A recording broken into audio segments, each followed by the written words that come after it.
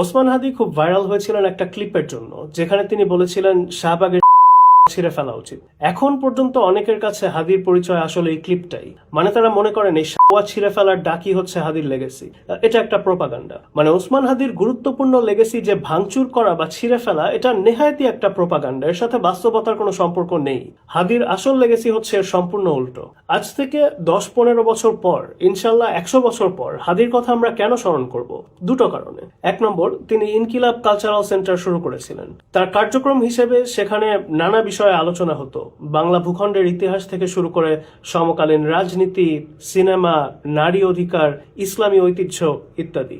জুলাই কেন্দ্রিক বেশ কয়েকটা চমৎকার প্রকাশনা তারা করেছিলেন, যেমন লাল জুলাই ডকুমেন্টারি অথবা জুলাই গ্রাফিতি সমগ্র। তাদের সেন্টারে ভাটিয়ালি গানের আসর বসত, আবার নজরুলের চেহারাওয়ালা জাহান্নামের আগুনে বসিয়া হাসি পুষ্পের হাসি লেখা শার্ট বিক্রি হতো। বলতে হয় মোটামুটি বড় পরিসরেই হাদি এমন ইনক্লুসিভ একটা সাংস্কৃতিক মুভমেন্ট শুরু করেছিলেন যেরকম কিছু দেশের নিকট অতীতে অন্তত আমরা কখনো দেখিনি। এবং এই মঞ্চটা তিনি শুরু করেছিলেন হাসিনা পালানোর সপ্তাহখানেকের মধ্যেই। তিনি বসে থাকার মানুষ ছিলেন না।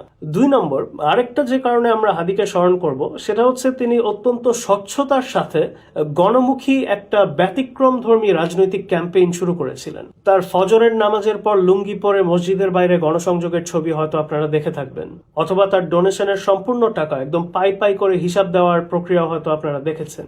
এরকম দৃশ্য মোটামুটি বাংলাদেশে অভূতপূর্ব।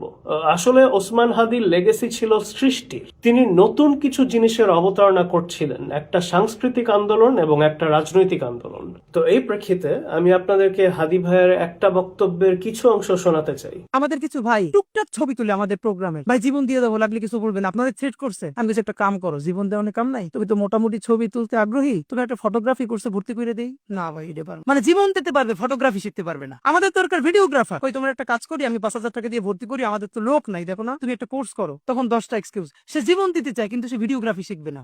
ভাই যে ফটোগ্রাফি পারে সে বাংলাদেশের 10টা ফটোগ্রাফারের একটা ফটোগ্রাফার হবে ভাই। মানে সে সব একটু একটু করবে, কোনোটার উস্তাদ হবে না। তা আপনি যার সাথে ফাইট দিতেছেন সে তো ওই লাইনের বাংলাদেশের 10 জনের একজন উস্তাদ। এখন তো মাল্টি ট্যালেন্টেড হওয়ার দিন নাই, এখন তো স্পেশালাইজেশনের যুগ। আপনি বাংলায় ফাটাই ফেলবেন, ইংলিশ, আরবি।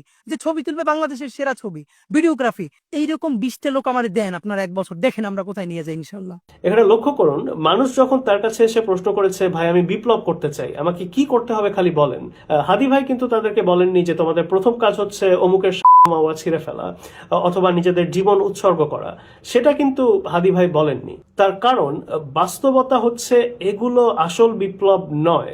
আসল বিপ্লব হচ্ছে নিজেদেরকে বিল্ড করা এবং এক্সেলেন্সের অনুসন্ধান করা। এটাই আসলে বিপ্লব। হাদি ভাইয়ের চোখে এটাই বিপ্লব।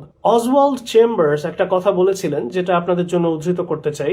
We are not made for the mountains, for sunrises, or for the other beautiful attractions in life. Those are simply intended to be moments of inspiration.